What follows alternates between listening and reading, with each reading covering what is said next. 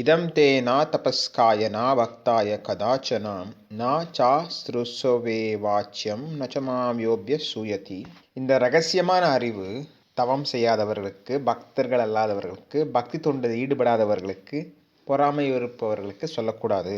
தவம் செய்கிறதில்ல, தவம் செய்யாமல் அவங்க வந்து பொறாமையாக இருப்பாங்க. தவம் பக்தி செய்யாமல், பக்தி தொண்டு செய்யாமல் இருப்பாங்க. அவங்களாம் இதெல்லாம் படித்தாங்கன்னா அவங்களுக்கு பொறாமை தான் அதிகம் இருக்குமே தவிர பக்தி வராது. தூய பக்தர்களுக்கு தொண்டு செய்யாதவர்களுக்கும், தவம் செய்யாதவர்களுக்கும், பக்தி தொண்டு செய்யாதவர்களுக்கும், கிருஷ்ண பக்தியில் ஈடுபடாதவர்களுக்கும் ஒரு கிருஷ்ணர் ஒரு வரலாற்று புருஷன், வரலாற்று நபர், ஒரு சிறந்த அரசன் என்றோ, துவாரகை ஆண்ட மன்னர் என்றோ, அல்லது கோபால சிறுவன் என்றோ, அல்லது வரலாறு சிறப்பு மிக்க ஒரு நபர் என்றோ அவ்வாறு நினைத்தார்களேனால் அவர்களால் கிருஷ்ணரை பற்றி புரிந்து கொள்ள முடியாது. கிருஷ்ணரின் உயர்ந்த தன்மையை புரிந்து கொள்ள முடியாது. கிருஷ்ணர் மீது பொறாமை கொண்டவர்களுக்கு இந்த ரகசியமான அறிவு சொல்லப்படக்கூடாது.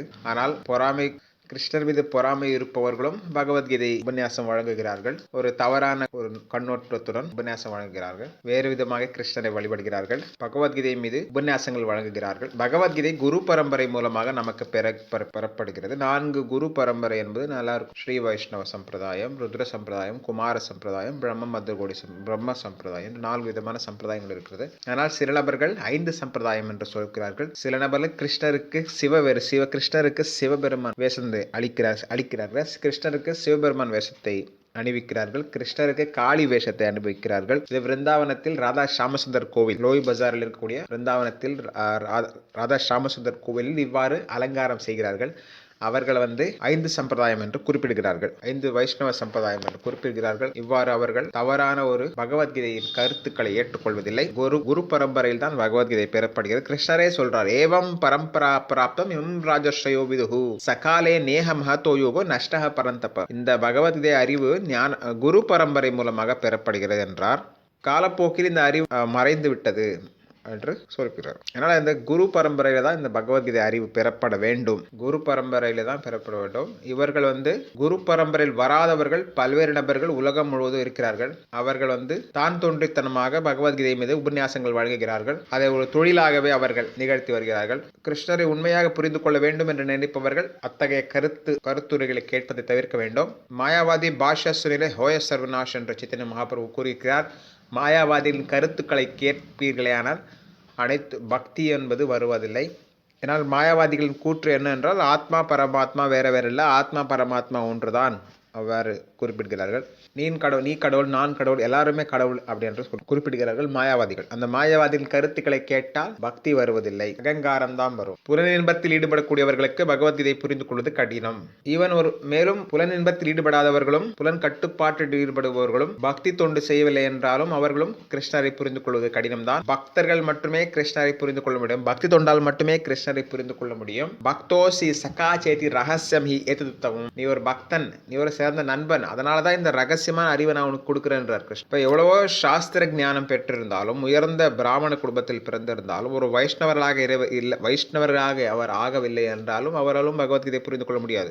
ஒருவர் கிருஷ்ணர் பக்தர் என்று வெளித்தோற்றத்தில் தெரியலாம், ஆனால் அவர் கிருஷ்ண பக்தி தொண்டு ஈடுபடவில்லை என்றாலும் அவராலும் கிருஷ்ணரை புரிந்து கொள்ள முடியாது. வெளிவேஷத்தில் அவர் கிருஷ்ண பக்தரை போன்று தெரியலாம், பட் அவர் கிருஷ்ணருக்கு தொண்டில் உண்மையாக ஈடுபடாமல் இருக்கலாம். அவராலும் கிருஷ்ணரை புரிந்து கொள்ள முடியாது. பல்வேறு நபர்கள் கிருஷ்ணன் மீது பொறாமை கொண்டிருக்கிறார்கள். அவர்கள் பகவத்கீதை மீது கருத்துரைகளை வழங்கி வருகிறார்கள். பகவத்கீதையில் கிருஷ்ணர் நான் தான் முழுமுதற் கடவுள் என்று வெளிப்படுத்தியிருக்கிறார். சர்வலோக மகேஸ்வரம் என்று இருக்கிறார். எல்லா லோகத்துக்கும் நான் தான் அதிபதி என்று இருக்கிறார். எனக்கு சமமானவர்களோ என்னோட உயர்ந்தவர்களோ யாரும் இல்லை என்று சொல்லியிருக்கிறார். இதனால் எல்லாரும் பகவான் கிருஷ்ணன் மீது பொறாமை நிச்சயமாக வரும். அப்படிப்பட்ட பொறாமை இருக்கக்கூடியவர்களுக்கும் பகவத்கீதை உபதேசிக்கப்படக்கூடாது. அவர்களால் பகவத்கீதை புரிந்து கொள்ள முடியாது. நம்பிக்கையற்ற நபர்களுக்கு பகவத்கீதை புரிந்து கொள்வது கடினம். ஒரு தூய பக்தர்களின் உதவி இல்லாமல் கிருஷ்ணரை புரிந்து கொள்ள முடியாது. ஒரு தூய பக்தர்களின் மூலமாக தான் கிருஷ்ணருக்கு பக்தி தொண்டு செய்யக்கூடியவர்கள் சேவன் முகேஹி ஜிஹ்வாதோ, பகவான் கிருஷ்ணருக்கு பக்தி தொண்டு செய்யக்கூடியவர்களால் தான் கிருஷ்ணரை புரிந்து கொள்ள முடியும். எவ்வாறு என்றால் குறிப்பாக நாவின் மூலமாக பக்தி தொண்டு செய்ய வேண்டும். அதாவது கிருஷ்ணரை பற்றி பேச வேண்டும், கிருஷ்ணரின் நாமத்தை உச்சரிக்க வேண்டும், கிருஷ்ண பிரசாதத்தை ஏற்றுக்கொள்ள வேண்டும். இவ்வாறு நாம் பகவானுக்கு தொண்டு செய்தால் அவரை புரிந்து கொள்ளலாம். தொண்டு செய்வதால் மட்டுமே கிருஷ்ணரை புரிந்து கொள்ள முடியும். வேற ஏதோ ஒரு பௌதிகமான அறிவால், பௌதிகமான செல்வங்களால் கிருஷ்ணரை புரிந்து கொள்ள முடியாது. பக்தியால் மட்டுமே கிருஷ்ணரை புரிந்து கொள்ள முடியும். யா இதம் பரமம் குஹ்யம் மத் பக்தேஷு அபிதாஷ்யதி மக் பக்திம் மயி பராம் கிருத்வா மாமே வைஷ்யதி அசம்சயः. யாரெல்லாம் இந்த ரகசியமான அறிவை பக்தர்களுக்கு உபதேசிக்கிறார்களோ அவர்களுக்கு தூய பக்தி தொண்டு நிச்சயமாக வழங்கப்படும். அவர்கள் தூய பக்தர்களாகலாம். அவர்கள் கடைசியில் என்னிடம் சேருவார்கள் என்று கிருஷ்ணர் சொல்லியிருக்கிறார். பகவத்கீதை பக்தர்கள் நடுவில், பக்தர்களிடம் மட்டுமே பேச வேண்டும். பக்தர்கள் சமூகத்தில் மட்டுமே பகவத்கீதை பேசப்பட வேண்டும். யார் பொறாமை இருக்கிறார்களோ அவர்களிடம் நாம் பகவத்கீதை பற்றி பேசக்கூடாது. பகவானிடம் பக்தர் அல்லாதவர், பகவானுக்கு பக்தி தொண்டு செய்யாதவர்களால் கிருஷ்ணரையோ பகவத்கீதையை புரிந்து கொள்ள முடியாது. பகவத்கீதை கிருஷ்ணரை உள்ளபடி புரிந்து கொள்ளாதவர்களால் கிருஷ்ணரை புரிந்து கொள்ள முடியாது. கிருஷ்ணரின் பகவத்கீதை உண்மையுருவில் அது எப்படி இருக்கோ அப்படியே புரிஞ்சுக்கணும். தான் தோன்றித்தனமாக கருத்துரைகள் மனம் போன போக்கில் குரு பரம்பரையில் வராதவர்களால் புரிந்து கொள்ள முடியாது. குரு பரம்பரையில் வரவர்களால் தான் தெளிவான உண்மையுருவில், பகவத்கீதை உண்மையுருவில், பகவத்கீதை என்ன இருக்கோ அதை அப்படியே புரிஞ்சுக்கணும். அவன் கற்பனை பண்ணிட்டு ஏதாவது பேசிகிட்டு இருப்பாங்க. ஸோ பகவத்கீதைக்கு மனம் போன போக்கில் கருத்துக்களை சொல்லி ஒரு அபராதி, கிருஷ்ணருக்கு அபராதம் செய்யக்கூடாது. மாயாவாதிகளெல்லாம் கிருஷ்ணருக்கு அபராதம் செய்தவர்கள். மாயாவாதி ஹோய் கிருஷ்ண அபராதி. மாயாவாதிகளெல்லாம் கிருஷ்ணருக்கு அபராதம் செய்தவர்கள். அதனால் அவர்களால் பகவத்கீதையை புரிந்து கொள்ள முடியாது. கிருஷ்ணருக்கு அபராதம் செய்தவர்களால் கிருஷ்ணரை புரிந்து கொள்ள முடியாது. பகவத்கீதை யாருக்கு உபதேசம் வழங்கப்பட வேண்டும் என்றால் கிருஷ்ணரை முழுமுதற் கடவுளாக ஏற்றுக்கொள்பவர்களிடம் நாம் உபதேசிக்க வேண்டும். இது பக்தர்களுக்கு மட்டுமே உபதேசிக்கப்பட வேண்டிய ஒரு தத்துவ கற்பனையாளர்களுக்கு இது உபதேசிக்கப்பட வேண்டிய அவசியம் கிடையாது. யாரெல்லாம் ஒரு நேர்மையான முயற்சியுடன் பகவத்கீதையை வழங்க முயற்சி செய்கிறார்களோ அவர்கள் ஆன்மீகத்தில், பக்தியில் முன்னேறுவார்கள். தூய பக்தி தொண்டில் அவர்கள் முன்னேற்றம் அடைவார்கள். அவ்வாறு தூய பக்தி தொண்டு செய்தால் மட்டுமே ஆன்மீக லோகத்திற்கு போக முடியும், கிருஷ்ண லோகத்துக்கு போக முடியும். நச்ச தஸ்மான் மனுஷ்யேஷு கஷ்டின்மே பிரியகிருத்தமஹ பவிதா நச்ச தஸ்மாத் நச்சமே தஸ்மாத் அந்யஹ பிரியதரோ புவி. இவ்வாறு கிருஷ்ண பக்தி தொண்டை பிரச்சாரம் செய்பவர்கள் எனக்கு மிகவும் பிடித்த தொண்டர்கள் என்று கிருஷ்ணரை குறிப்பிடுகிறார். அவ்வாறு கிருஷ்ண பக்தி பிரச்சாரம் செய்பவர்கள் எனக்கு மிகவும் பிடித்தமான தொண்டர்கள், மிகவும் நெருக்கமான தொண்டர்கள் என்று கிருஷ்ணரை குறிப்பிடுகிறார். அவரை விட கிருஷ்ண பக்தி பிரச்சாரம் செய்பவர்களை விட எனக்கு நெருக்கமானவர்கள் யாரும் கிடையாது என்றார். அதனால பக்தி பிரச்சாரம் செய்வது அவ்வளவு எளிதான காரணம் கிடையாது. பக்தி இருப்பவர்கள் தான் பக்தி பிரச்சாரம் செய்ய முடியும். பகவத்கீதை 18.70 அத்யேஷ்யதே சயமாச்ச இமம் அத்யேஷ்யதே ச யா இமம் தர்மியம் சம்வாதம் ஆவயோஹோ ஞான யக்னேன தேனாகம் இஷ்டஹ இஸ்யாமிதி மே மதிஹி. கிருஷ்ணன் என்ன சொல்றார்? யாரெல்லாம் இந்த பகவத்கீதை புனிதமான உரையாடலை படிக்கிறார்களோ அவர்கள் அறிவால் என்னை வழிபடுவார்கள். இந்த புனிதமான உரையாடலை யாரெல்லாம் படிக்கிறார்களோ அவர்கள் அவரது அறிவால் என்னை வழிபடுவார்கள் என்று கிருஷ்ணர் இங்கு குறிப்பிடுகிறார். ஸ்ரத்தாவான் அனசூயஸ்ச ஸ்ருணுயாத் அபி யோ நரஹ சோ அபி முக்தஹ சுபால் லோகான் பிராப்னுயாத் புண்ணிய கர்மனா. யாரெல்லாம் மிகவும் நம்பிக்கையுடன் பொறாமையின்றி பாவ செயல்களிலிருந்து விடுபட்டு, பாவ விளைவிலிருந்து விடுபட்டு இருக்கிறார்களோ அவர்கள் புண்ணிய லோகத்தை அடைவார்கள். பொறாமை இல்லாம இருக்கணும், நம்பிக்கையோட இருக்கணும், பாவ விளைவுகளிலிருந்து விடுபட்டவர்களா இருக்கணும். அதாவது பாவ செயல்கள் செய்யக்கூடாது. முதல்ல பாவ செயல்களுடைய விளைவுகளுக்கும் அவங்க விடுபட்டவர்களா இருக்கணும். அப்படிப்பட்டவர்கள் தான் புண்ணியாத்மாக்கள் வாழக்கூடிய லோகத்துக்கு போவாங்க. புண்ணியாத்மாக்கள் வாழக்கூடிய லோகம்னு என்ன? ஆன்மீக லோகம் தான் புண்ணியாத்மாக்கள் வாழக்கூடிய லோகம். அதே போன்று பல்வேறு இடங்கள் மிகவும் புண்ணியாத்மாக்கள் வாழக்கூடிய லோகமா இருக்கிறது. இப்ப பாத்தீங்கன்னா ஸ்ரீரங்கம், மதுரா, பிருந்தாவனம், மாயாப்பூர், அயோத்தியா போன்ற பல்வேறு, துவாரகா போன்ற பல்வேறு இடங்கள் இருக்கு. அங்கெல்லாம் புண்ணியாத்மாக்கள் வாழக்கூடிய இடங்கள் அதெல்லாம். அதே போன்று ஆன்மீக லோகத்திலும் துவாரகை இருக்கிறது, ஆன்மீக லோகத்திலும் வைகுண்ட லோகம் இருக்கிறது, ஆன்மீக லோகத்திலும் மதுரா இருக்கிறது, ஆன்மீக லோகத்திலும் அயோத்தியா இருக்கிறது. யாரெல்லாம் வழிபடுகிறார்களோ அந்தந்த லோகத்துக்கு அவங்க போவாங்க. ராமரை வழிபடக்கூடியவர்கள் அயோத்தியைக்கும், கிருஷ்ணரை வழிபடக்கூடியவர்கள் மதுரா, கோகுலம், பிருந்தாவனம் அல்லது துவாரகை போன்ற இடங்களுக்கும், லட்சுமி நாராயண வழிபடக்கூடியவர்கள் வைகுண்ட லோகங்களுக்கும் செல்வார்கள். ஸோ புண்ணியாத்மாக்கள் வாழக்கூடிய லோகங்கள் ஆன்மீக லோகங்கள். இந்த அத்தியாயத்தில் 67வது பதத்தில் கிருஷ்ணர் பகவத்கீதையை பொறாமை இருக்கக்கூடியவர்களுக்கு சொல்லக்கூடாது என்றார். பக்தர்களுக்கு மட்டுமே பகவத்கீதை உபதேசிக்கப்படுகிறது. அர்ஜுனன் ஒரு நண்பர், பக்தன். அவருக்கு தான் பகவத்கீதை உபதேசித்திருக்கிறார். ஸ்ரீமத் பாகவத புராணமும் அர்ஜுனனுடைய பேரனுக்கு உபதேசிக்கப்பட்டிருக்கிறது. இப்போ இந்த சாஸ்திரங்கள் எல்லாம் தேவர்களுக்கு, அசுரர்கள் எல்லாம் இதில் ஏற்றுக்கொள்ள மாட்டார்கள். அசுரர்கள் எல்லாம் விஷ்ணுக்கு எதிரானவர்கள், அவர்களெல்லாம் சாஸ்திரங்களை ஏற்றுக்கொள்வதில்லை. விஷ்ணு பக்தி பவே தேவ ஆசுரஸ்தத் விபரியாக, அசுரர்கள் எல்லாம் இந்த சாஸ்திரங்களை ஏற்றுக்கொள்வதில்லை. அப்படிப்பட்டவர்களுக்கு இந்த சாஸ்திரங்கள் வழங்கப்பட வேண்டிய அவசியம் இல்லை. சாதகமானவர்களுக்கு இந்த சாஸ்திரங்களை உபதேசிக்கலாம். அதனால் அர்ஜுனனுக்கு பகவத்கீதை உபதேசிக்கப்பட்டது. அர்ஜுனனுடைய பேரனுக்கு பாகவத புராணம் உபதேசிக்கப்பட்டது. பகவத்கீதை பக்தர்களுக்கு மட்டுமே. சில நேரங்களில் பகவானின் பக்தர்கள் பகவத்கீதை உபதேசத்தை வழங்கலாம். பொழுது பல்வேறு பொறாமை இருப்பவர்களும் அதை கேட்கலாம். அதனால் அவ்வாறு கேட்பதால் அவரும் தூய்மையானவர்களாகலாம். பொறாமையற்றவர்கள் மட்டுமே கிருஷ்ணரை புரிந்து கொள்ள முடியும், அவரது உபதேசத்தை ஏற்றுக்கொள்ள முடியும். சில நபர்களுக்கு அவர் மீது நம்பிக்கை இருக்கிறது, அப்படிப்பட்டவர்களுக்கு மட்டுமே உபதேசிக்கப்பட வேண்டும். அப்படிப்பட்டவர்கள் மட்டுமே அதை ஏற்றுக்கொள்வார்கள். தூய்மையான பக்தர்களிடம் கேட்பதால் மனம் தூய்மை அடைகிறது. அங்கீகரிக்கப்பட்ட ஆன்மீக குருவிடமிருந்து கேட்பதாலும் மனது தூய்மை அடைகிறது. ஒரு வைஷ்ணவரிடம் கேட்பதால் பக்தியில் முன்னேற்றம் அடையலாம். பாவ விளைவுகள், சாஸ்திரங்களை கேட்பதால் மட்டுமே பாவ விளைவுகளிலிருந்து விடுபடலாம். இந்த பகவத்கீதை, பாகவத புராணம் போன்ற சாஸ்திரங்கள் கேட்பதால் ரஜஸ் அண்ட் தமஸ், ரஜோகுணம் தமோகுணம் வெளிப்பட்டு சத்துவகுணத்தை நாம் நிலை பெறுகிறோம். சத்துவகுணத்தில் வந்தால் தான் இதெல்லாம் புரிஞ்சுக்க முடியும். அட்லீஸ்ட் கொஞ்சமாவது புரிஞ்சுக்க முடியும். ரஜோகுணம் தமோகுணத்தில் இருந்தாங்கன்னா புரிஞ்சுக்கிறது கஷ்டம். அவ்வாறு அவர் ரஜஸ் அண்ட் தமஸ் என்ற கீழ்நிலையான குணங்களிலிருந்து விடுபட்ட பிறகு அவர் புண்ணியாத்மக்கள் வாழ லோகத்தில் செல்கிறார்கள். குறிப்பாக மேல் லோகத்திற்கு செல்வார்கள். படிப்படியாக முன்னேற்றம் அடைந்து ஆன்மீக லோகத்துக்கும் செல்வார்கள். பகவத்கீதை கேட்பதால் மட்டுமே புண்ணிய லோகத்தில் வாழக்கூடிய லோகத்தை அடைய முடியும். இந்த அளவுக்கு சக்தி வாய்ந்தது. கிருஷ்ணர் சூரியனை போன்றவர் மாயை இருட்டு. அந்த பகவத்கீதை கேட்பதால் சூரிய லோகத்துக்கும் போகலாம். கண்டிப்பா மாயை இருட்டானது. ஒரு தூய பக்தர் எல்லாருக்கும் ஒரு வாய்ப்பளிக்கிறார்.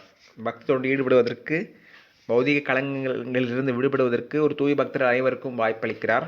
சாஸ்திரங்களை இந்த பகவத்கீதை போன்ற சாஸ்திரங்கள், பாகவத புராணம் போன்ற சாஸ்திரங்கள் கேட்பதால் நாம் பாவ விளைவிலிருந்து விடுபடுகிறோம்.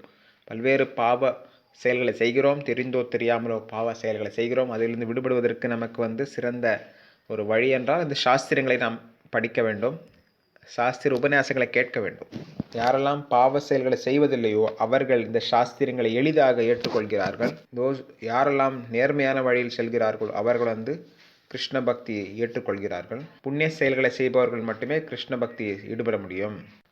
பகவத்கீதை 18வது அத்தியாயம் 72வது பதம். கச்சித் ஏதத் ஸ்ருதம் பார்த்த தியாகை காக்ரேன சேதசாம் கச்சித் அஜ்ஞான சம்மோக பிரணஷ்டஸ்தே தனஞ்சய. ஸோ பகவத்கீதை 18வது அத்தியாயம் முடிவுக்கு வந்துருச்சு. ஸோ பகவத்கீதை கிருஷ்ணர் அர்ஜுனனுக்கு உபதேசம் வழங்கிவிட்டார். இப்போ அர்ஜுனனுக்கு நீ இந்த உபதேசங்களை கவனமாக கேட்டாயான்னு கேட்குறார். ஓ பிருத்தாவின் மகனே, ஓ செல்வத்தை வெல்வோனே, ஸோ நீ கேட்ட கேள்விக்கு நான் பதில் அளித்திருக்கிறேன், இதெல்லாம் நீ கவனமாக கேட்டாயா அப்படின்றார். இதை கேட்டதால் உனது அறியாமையும் மயக்கமும் தெளிவடைந்ததா என்று கேட்கிறார். கிருஷ்ணர் கேட்கிறார் அர்ஜுனனிடம். மயக்கம், அறியாமை, இதில் இருந்தார் அர்ஜுனர். அதை தெளிவாக்கிறதுக்காக கிருஷ்ணர் முழு பகவத்கீதை உபதேசம் பண்ணியிருக்கிறார். ஸோ பகவான் கிருஷ்ணரிடம் அர்ஜுனன் சரணாகதி அடைந்தார். சிஷ்யஸ்தேஹம் ஷாதிமாம் துவாம் பிரபந்தம், நான் குழப்பத்தில் இருக்கிறேன், எனக்கு தெளிவான ஒரு விளக்கத்தை கொடுங்கன்னு அர்ஜுனன் கிருஷ்ணர்கிட்ட கேட்டப்போ கிருஷ்ணர் ஏற்றுக்கிறார். அர்ஜுனன் எப்படி சரணாகதி அடைகிறார்? சிஷ்யஸ்தேஹம் ஷாதிமாம், என்னை சீடனாக ஏற்றுக்கொண்டு எனக்கு நல்ல வழிகாட்டுங்கன்னு சொல்லிட்டு கிருஷ்ணர்கிட்ட அர்ஜுனன் சரணாகதி அடைகிறார். அப்போ கிருஷ்ணர் உடனடியாக அவருக்கு முழு பகவத்கீதை விளக்குகிறார்.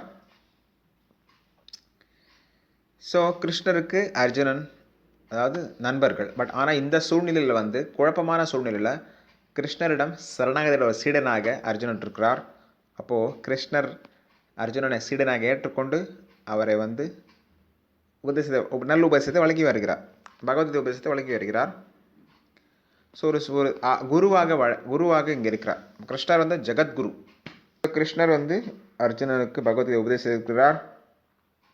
இங்கே பகவத்கீதை உபதேசித்த பிறகு நீ இதெல்லாம் கவனமாக கேட்டியா, சந்தேகம் எதாவது இருக்கா, உன்னோட மயக்கமும் அறியாமல் தெளிந்து விட்டதான்னு கேட்குறார். பாடம் நடக்கக்கூடிய ஆசிரியர் வந்து பகவத் இந்த மாதிரி எல்லாம் லெக்சர் கொடுத்துட்டு பிறகு இந்த மாதிரி கேட்பார், டவுட் இருந்தால் கேளுங்க. அப்படி சந்தேகம் இருந்தால் மறுபடியும் உபதேசம் பண்ண ரெடியாக இருக்கிறார். முழு பகவத்கீதை ஒரு சாதாரண புத்தகம் கிடையாது. ஒரு கவிஞரோ புலவரோ ஒரு கற்பனை கதையோ கிடையாது. வந்து முழுமுதற் கடவுள் பகவான் ஸ்ரீகிருஷ்ணரால் உபதேசிக்கப்பட்ட ஒரு உபதேசம். யாரெல்லாம் பகவான் கிருஷ்ணரின் இந்த உபதேசத்தை கேட்கிறார்களோ, அவரது அங்கீகரிக்கப்பட்ட ஆன்மீக குருவின் மூலமாக கேட்கிறாரோ, அவர் கண்டிப்பாக முக்தி அடைவார்கள். இந்த அறியாமையிலிருந்து வெளிவருவார்கள். 18வது அத்தியாயம் 73வது பதத்தில் அர்ஜுன புபாச்ச நஷ்டோ மோஹ ஸ்மிருதிர் லப்தா த்வத் பிரசாதான் மயாச்சுதா ஸ்திதோ அஸ்மி கத சந்தேக கரிஷே வச்சனம் தவ. மொழிபெயர்ப்பு பொருளுரை அசபக்தி. அர்ஜுனன் கூறுகிறார், பகவான் ஸ்ரீகிருஷ்ணா, ஓ அச்சுதா, வீழ்ச்சியடையாதவரே, எனது மயக்கம் இப்பொழுது விலகிவிட்டது. என்னுடைய ஞாபக சக்தியை நான் பெற்றுவிட்டேன். உங்கள் கருணையால் எனது ஞாபக சக்தியை நான் பெற்றுவிட்டேன். நான் வந்து இப்பொழுது முடிவுடன் இருக்கிறேன். எனக்கு எந்த சந்தேகமும் கிடையாது. உமது உபதேசப்படி நான் செயல்பட தயாராக இருக்கிறேன். ஜீவேர ஸ்வரூபோகே நித்தியர கிருஷ்ணதாசா. ஒரு ஜீவாத்மாவின் ஸ்வரூப் இயல்பான நிலை வந்து பகவான் கிருஷ்ணருக்கு தொண்டு செய்வது. அவர் வந்து பகவான் கிருஷ்ணரின் உபதேசத்தைப்படி செயல்பட வேண்டும். அவர் வந்து கட்டுப்பாடுன்னு வாழ்க்கை வாழ வேண்டும். சித்தனமாப்புல தான் சொல்றார், ஜீவர ஸ்வரூபோகே நித்தியர கிருஷ்ணதாசன்றார். இதை மறந்ததால் பௌதீக உலகத்தில் ஆத்மாவை கட்டுண்டு இருக்கிறது. பகவான் ஸ்ரீகிருஷ்ணருக்கு தொண்டு செய்யும் பொழுது அவர் வந்து முக்தி பெற்ற ஆத்மாவாக மாறுகிறார். நிரந்தரமாக கட்டுண்ட ஆத்மாக்கள் இருக்கிறார்கள், நிரந்தரமாக பந்தப்பட்ட ஆத்மாக்கள் இருக்கிறார்கள். பகவானுக்கு தொண்டு செய்ய வாய்ப்பு கிடைத்தால் அவர் முக்தி பெற்றவர்களாக கருதப்படுகிறார்கள். இயற்கையான ஒவ்வொரு ஆத்மாவின் இயற்கையான தன்மை வந்து சேவை செய்வது. அது பகவான் கிருஷ்ணருக்கு சேவை செய்வதுதான் இயற்கையான தன்மை. ஒன்று மாயைக்கு தொண்டு செய்யலாம் அல்லது பகவானுக்கு தொண்டு செய்யலாம். பகவானுக்கு தொண்டு செய்தால் அது இயற்கையான நிலைமை. ஆனால் மாயைக்கு தொண்டு செய்தால் துன்பமான ஒரு சூழ்நிலை. மாயைக்கு தொண்டு செய்தால் அவர் வந்து பிணைக்கப்பட்ட அதாவது ஒரு கைதி போன்றது அல்லது கட்டுண்ட ஆத்மாவாக மாறுகிறார். மாயையின் வசப்பட்டவர்கள் கட்டுண்ட ஆத்மாக்கள். பகவானுக்கு தொண்டு செய்வது முக்தி பெற்ற ஆத்மாக்கள். மாயையின் காரணமாக தான் அவர் வந்து பௌதிக உலகத்துக்கு தொண்டு செய்கிறார்கள். பௌதிக உடலில் இருக்கிறார். மாயையின் காரணமாக பௌதிக உடலில் இருக்கிறார்கள். மாயையின் காரணமாக பௌதிக உலகத்திற்கு தொண்டு செய்கிறார்கள். அவர் வந்து புலனின்பத்தில் ஈடுபட்டிருக்கிறார்கள். காமம், விருப்பங்கள், அதன் கட்டுப்பாட்டில் செயல்படுகிறார்கள். இந்த உலகத்திற்கு நான் தான் அதிபதி என்று மாயையின் வசத்தால் அவர்கள் நினைக்கிறார்கள். இதுதான் கடைசி மாயா. லாஸ்ட் ஸ்டேர் ஆஃப் மாயான்னா அவன் தான் அனுபவிப்பவர், அவன் தான் கடவுள் நினைக்கிறான். அதான் லாஸ்ட் ஸ்டேர் ஆஃப் மாயா. ஒரு நபர் முக்தி பெற்றால் அவரது மாயை விலகி விடுகிறது. அவர் வந்து இயற்கையாகவே பகவானுக்கு தொண்டு செய்வதற்காக விருப்பம் கொள்கிறார். கடைசி லாஸ்ட் ஸ்டேர் ஆஃப் மாயா இதுதான். ஒரு ஆத்மா வந்து அவர் என்ன நினைக்குது, நான் தான் கடவுள், நான் தான் அனுபவிப்பவர், நான் தான் எல்லாம் நினைக்குது. அதுதான் வந்து மாயையின் கடைசி ஆயுதம். மாயையின் வசத்தால் வந்து நான் ஒரு சாதாரண ஆத்மா கிடையாது, நான் பரமாத்மா, நான் கடவுள்னு நினைக்கிறேன். அதுதான் மாயையின் கடைசி ஆயுதம். அகம் பிரம்மாஸ்மின்றோம். சில பேர் சிவோகம்ன்ற நான் தான் சிவபெருமான்ன்றாங்க சில பேர். அதே போன்று சில பேர் நான் தான் கடவுள், விஷ்ணு அவதாரம் சொல்லிட்டு நிறைய பேர் ஏமாத்திருக்காங்க. நிறைய பேர் நான் தான் கடவுளின் அவதாரம் சொல்லி ஏமாத்திட்டு இருக்காங்க. இப்போ கூட நிறைய பேர் ஏமாத்திட்டு இருக்காங்க. நிறைய பேர் எங்கே பார்த்தாலும் குறிப்பாக சாய்பாபா மக்கள் வந்து கடவுளாக வழிபடுறாங்க. அந்த மாதிரி பல்வேறு நபர்கள் நான் தான் கடவுள்ன்றாங்க. இந்த மாதிரி பிஷிக்கி சேனான்னு ஒரு நபர் இருந்தார் 500 வருடங்களுக்கு முன்பாக, பக்திவினோத் டாக்கூர் டைமில். அவரும் நான் தான் விஷ்ணு அவதாரம்னு சொன்னார். இப்போ கிருஷ்ணர் இருந்த டைம்லேயே பவுண்டரக்க ராஜன் ஒருத்தர் இருந்தார். அவர் வந்து நான் தான் கிருஷ்ணர் அவதாரம்னு சொல்லி, கிருஷ்ணா நீ தான் ஏமாற்றிட்ட, என்னோட சங்கு சக்கரத்தை நீ வச்சிட்ருக்க, அதெல்லாம் கொடுத்துருன்னு சொல்லிட்டு நீ ஏமாத்துற, நான் தான் உண்மையானவருன்னு சொல்லிட்டு கிருஷ்ணரே ஒரு போட்டிக்கு அழைப்பான். பவுண்டரக்க ராஜன் அவனும் ஒரு போலி சாமியார், அவனும் ஒரு போலி கடவுள். ஸோ மாயாவின் கடைசி ஆயுதம் தான். மாயின் வசத்தால் வந்து ஒரு சாதாரண கட்டுண்ட ஆத்மா தன்னை பகவான் விஷ்ணுவுக்கு சமமாக நினைக்கிறது அல்லது சிவபெருமானுக்கு சமமாக நினைக்கிறது. யாரும் சிவபெருமானும் ஆக முடியாது, யாரும் விஷ்ணுவும் ஆக முடியாது. மாயின் வசத்தால் தான் அவனை கடவுள் நினைக்கிறான். மாயின் விடுபட்டாதான் வந்து பகவான் கிருஷ்ணனுடைய மாயா சக்தியிலிருந்து விடுபட்டவர்கள் தான் வந்து முக்தி பெற்ற ஆத்மாக்கள். மாயின் பகவான் கிருஷ்ணரின் மாயா சக்தியிலிருந்து விடுபட்டவர்கள் தான் கிருஷ்ணரை புரிஞ்சுக்க முடியும். மாயின் வசப்பட்டவர் கிருஷ்ணர். மாயா துரத்து, என்னோட மாயை யாருமே வெல்ல முடியாதுன்றார். கிருஷ்ணருடைய மாயை வந்து யாரும் வெல்ல முடியாதுன்றாரு. ஸோ கிருஷ்ணருடைய மாயை வெல்லணும்னா அவருக்கு தொண்டு செய்யணும். அன்பு தொண்டு செஞ்சுதான் அவருடைய மாயை வெல்ல முடியும். மோகம் என்பது என்ன? மோகம் என்பது அறியாமை. மயக்கம். அறியாமைக்கு எதிரானது தான் மோகம். அறியாமையில் தான் அவங்க நான் தான் கடவுள்னு நினைக்கிறாங்க. அந்த மாதிரி பல்வேறு பேரரசுகள் இருந்தாங்க இல்லையா, அவங்க இஸ்லாமியர் காலத்தில் இஸ்லாமியர்களும் அப்படி தான். மோகமதா, அவங்களோட தலைவர் முகமது. மோகம்னா என்ன? மயக்கம். மதம்னா என்ன? பைத்தியக்காரத்தனம். மோகம் அந்த மாதிரி அவங்க ஃபிலாசபி அப்படி இருக்குது. அவங்க நான் தான் எல்லாம் ஆட்சி செய்வேன்னு சொல்லிட்டு எல்லாம் கோயில் இடிப்பாங்க. முஸ்லீம்கள் எல்லாம் கோயில் இடிப்பாங்க. கிருஷ்ணர் கோயில் இடிச்சிருக்காங்க. கிருஷ்ணர் எவ்வளோ பேரை துன்புறுத்திருக்காங்க. மாடு வெட்டி சாப்பிடுவாங்க. பல்வேறு வன்முறை செயலில் ஈடுபடுறாங்க. என்ன காரணம்னா இந்த மாதிரி பைத்தியக்காரத்தனமாக இருக்காங்க. மேலும் அவங்க ஒரு விதமாக மயக்கத்தில் இருக்காங்க, அறியாமையில் இருக்காங்க. அவங்க பகவானுக்கு தொண்டு செய்கிறதில்ல. இந்த மாதிரி அவங்க புலன் இன்பத்தில் ஈடுபடுறாங்க. ஒவ்வொரு ஆத்மாவும் பகவான் கிருஷ்ணருடைய ஒரு நிரந்தரமான தொண்டர்கள். ஸோ தொண்டர்கள் என்பது நம்ம தொண்டு செய்ய வேண்டும். ஆனால் அவர்கள் என்ன நினைக்கிறார்கள்? நான் தான் கடவுள் நினைக்கிறார்கள். ஸோ பௌதிக இயற்கையை அவர் கட்டுப்படுத்த நினைக்கிறார்கள். பௌதிக இயற்கையை ஆள நினைக்கிறார்கள். பௌதிக உலகை ஆள நினைக்கிறார்கள். ஸோ பௌதிக உலகை ஆள நினைக்கும் பொழுது அதுதான் மாயை. அது பகவான் கிருஷ்ணரின் மகாமாயை. பகிரங்க சக்தி, அந்தரங்க சக்தின்னு இருக்குது. ஸோ ஆத்மாவுக்கு ஒரு வாய்ப்பு இருக்குது. அவர் அந்தரங்க சக்தியில் தொண்டு செய்யலாம், அல்லது மகாமாய சக்தியில் கட்டுண்டு இருக்கலாம். பகவான் கிருஷ்ணருடைய ஆசியில் மட்டுமே அவர் மாயிலேருந்து மாமேவ பிரபந்தத்தை மாயாமேதாம் தரத்துது. எனக்கு சரணாகதி அடைஞ்சிட்டா மாயிலேருந்து வெளிப்படலான்ற. என்னோட மாயை வெல்ல முடியாது. ஆனால் எனக்கு மாமேவ பிரபந்தத்தை, எனக்கு சரணாகதி அடைஞ்சிட்டிங்கன்னா மாயாமேதாம் தரத்துது, நீங்கள் மாயிலிருந்து விடுபடலாம். கிருஷ்ண உணர்வு என்றால் கிருஷ்ணர் உபதேசத்தைப்படி நாம் செயல்பட வேண்டும். கட்டுண்ட ஆத்மா, மாயின் வசப்பட்ட கட்டுண்ட ஆத்மா, பகவான் கிருஷ்ணரின் பகிரங்க சக்தியில் கட்டுப்பட்ட கட்டுண்ட ஆத்மா. பகவான் கிருஷ்ணர் தான் சர்வலோக மகேஸ்வரம், எல்லா லோகத்துக்கும் அதிபதி அவர் தான். அவருக்கு பூரணமான 6 ஐஸ்வர்யங்களை முழுமையாக பெற்ற பகவான் கிருஷ்ணர் அவர் முழுமையாக அறிவுடையவராக இருக்கிறார். எல்லாவற்றுக்கும் அவர் தான் அதிபதி. பக்தர்கள் விரும்புவது அனைத்தும் அளிக்க வல்லவர், எல்லாருக்கும் நண்பர். அவர் பக்தர்களிடம் மிகவும் அன்பு காட்டுகிறார். இந்த பௌதிக உலகத்தை கட்டுப்படுத்துபவர் அவர் தான். ஜீவாத்மாவையும் கட்டுப்படுத்துபவர் அவர் தான். காலத்தை கட்டுப்படுத்துபவர் அவர் தான். எல்லா 6 ஐஸ்வர்யங்களையும் முழுமையாக பெற்றிருக்கிறார். எல்லா சக்திகளை பெற்றிருக்கிறார். பகவான் கிருஷ்ணர் பக்தர்களிடம் அன்பை மட்டுமே எதிர்பார்க்கிறார். மாயின் காரணத்தால் அவர்கள் பக்தர்கள் ஆகுவதில்லை.